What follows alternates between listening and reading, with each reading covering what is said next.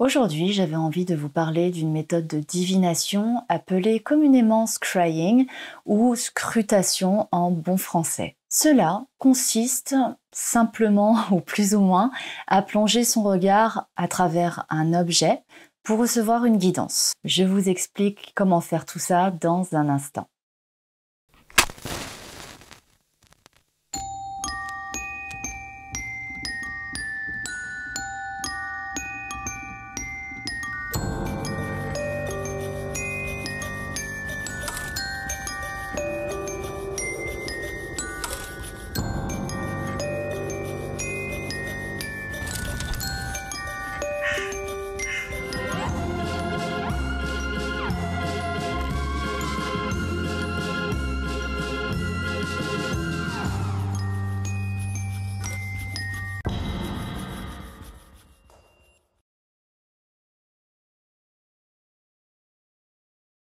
Alors, pour la petite histoire, la scrutation est l'une des premières méthodes de divination qui a existé. Beaucoup débattent sur ses origines, mais d'après beaucoup de spécialistes, type anthropologues, il apparaît que la scrutation tient ses origines très loin. On compte des milliers d'années.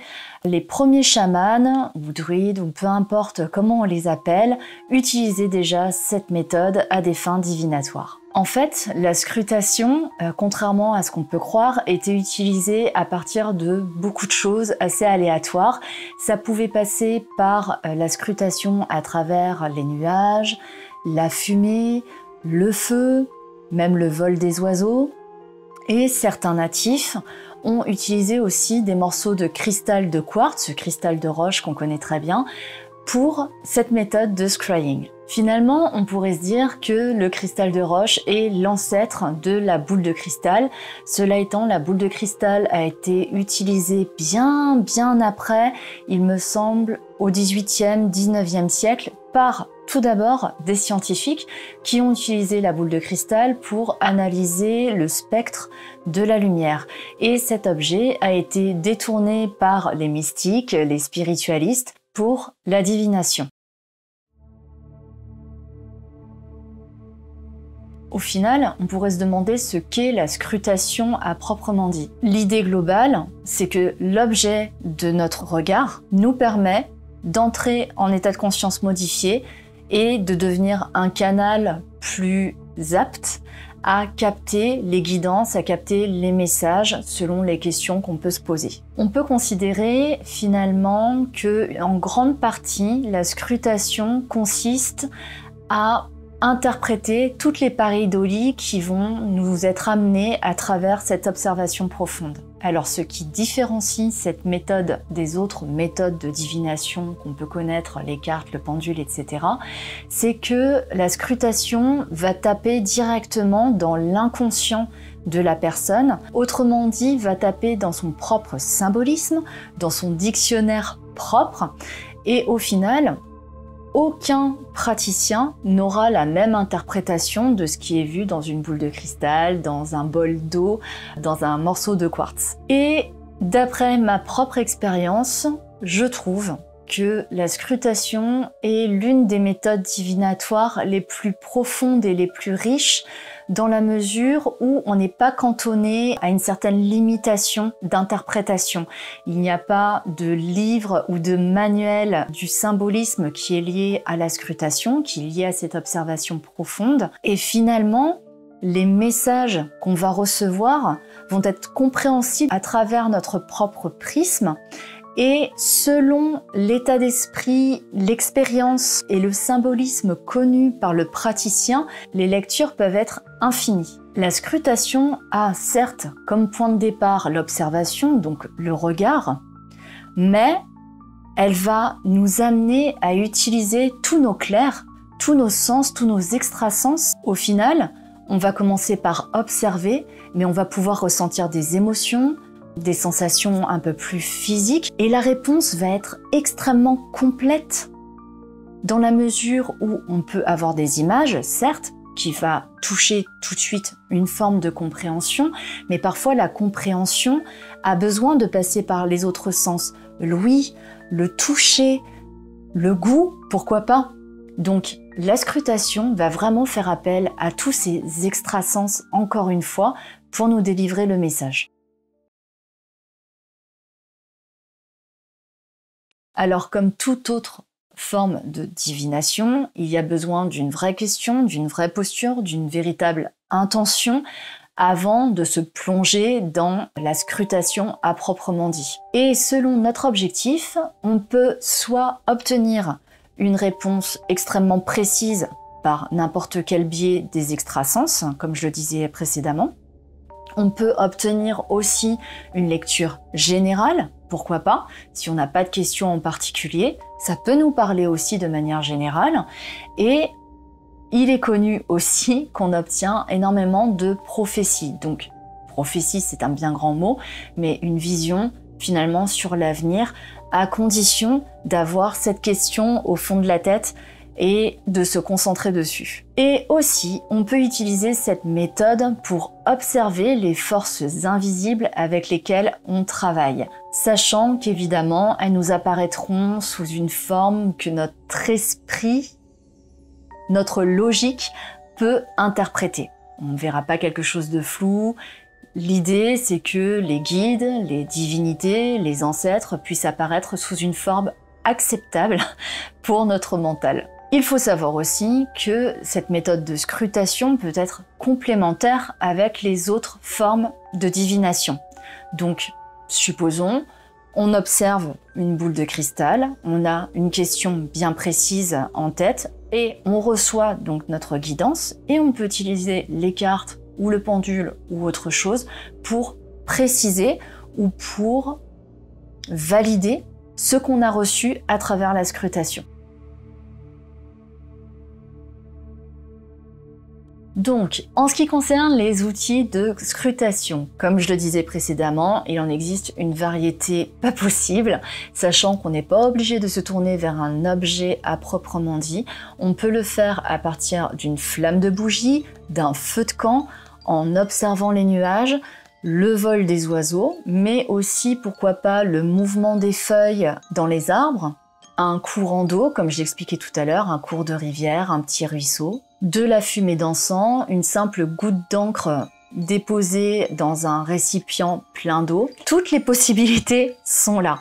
Et en termes d'objets à proprement dit, évidemment, il y a tout ce qui est boule de cristal, donc je le disais, je l'ai dit 40 fois déjà, du cristal de roche, des miroirs noirs faits en obsidienne ou simplement une vitre peinte en noir fonctionne aussi très bien. Mais au pire du pire, vous pouvez utiliser, et je l'ai fait plusieurs fois, simplement l'écran noir de notre portable.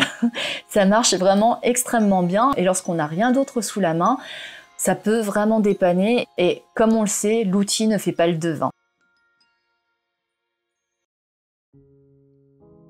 Pour pratiquer à proprement dit le scrying, la scrutation, vous pouvez le faire de manière très chill, assis sur votre canapé, votre portable, votre boule de cristal, peu importe l'outil que vous utilisez, votre bougie, voilà, sans chichi, sans faire plus d'efforts que ça, ou vous pouvez le faire de manière très ritualisée, il n'y a aucun problème.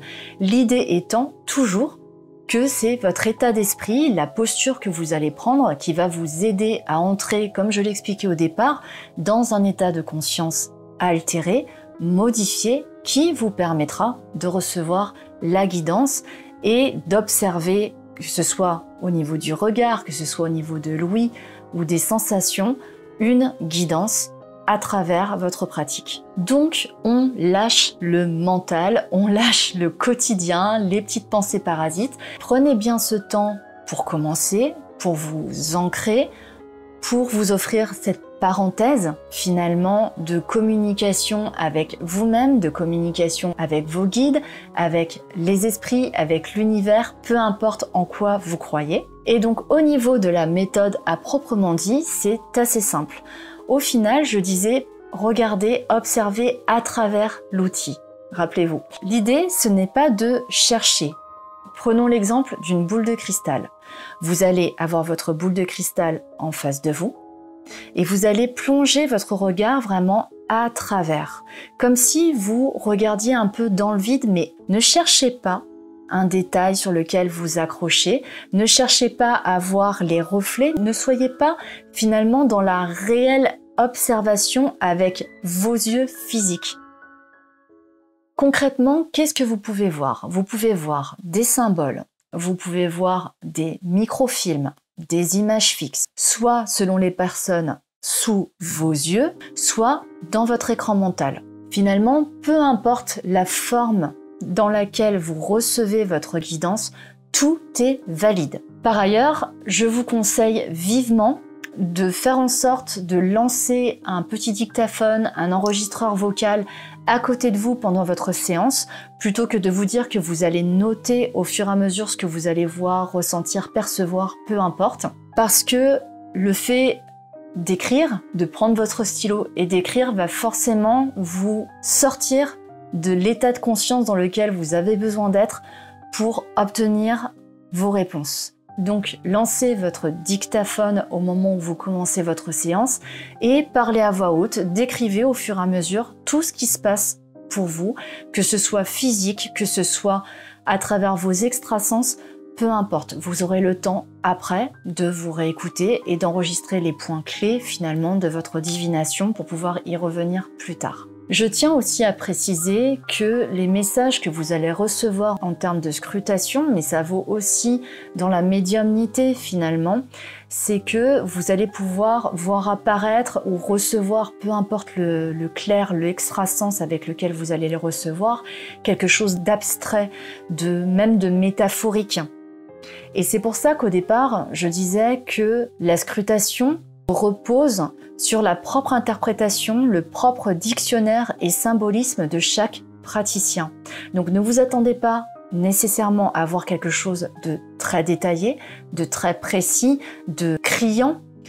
Parfois, ce que vous allez recevoir va être justement sujet à étude, sujet à approfondissement et du coup à interprétation. Donc ne désespérez pas si vous avez l'impression de n'avoir reçu que des choses abstraites, c'est probablement quand même une réponse qui va vous demander de l'analyser un petit peu plus tard.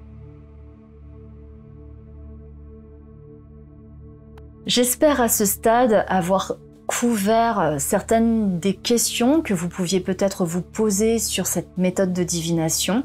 Je vous encourage vivement à l'essayer parce qu'encore une fois, pour moi, c'est une méthode déjà d'une qui est extrêmement riche du fait qu'elle n'est pas limitante, qu'elle n'est pas limitée à un livret d'interprétation, pour donner un exemple concret. Elle n'est limitée finalement que par notre propre compréhension. Et à la fois, comme on évolue chaque jour, à chaque expérience, nos lectures deviendront de plus en plus riches. Pour moi, ça vaut vraiment le coup d'utiliser cette méthode, ne serait-ce que en parallèle de votre méthode préférée de divination, les cartes, le pendule, encore une fois, ce que vous souhaitez. Aussi, il faut savoir que la scrutation est l'une des méthodes divinatoires les plus intéressantes pour développer tous les clairs, tous les extrasens. Donc, si vous pensez avoir des capacités médiumniques, de voyance, ou que vous voulez même travailler davantage vos perceptions pour affiner vos intuitions, vos lectures divinatoires, ça reste un exercice vraiment intéressant et enrichissant à ce niveau-là. Et n'oubliez pas que cette méthode peut être faite vraiment avec n'importe quoi, donc n'allez pas forcément vous précipiter à acheter une boule de cristal, un miroir noir qui coûte quand même relativement cher selon les formats, les boutiques, etc. Testez d'abord avec une simple flamme de bougie, avec de la fumée d'encens ou avec un récipient rempli d'eau. Ça fonctionnera aussi bien, ne vous inquiétez pas. J'espère que cette vidéo vous a plu, je vous dis à bientôt et en attendant, soyez sages.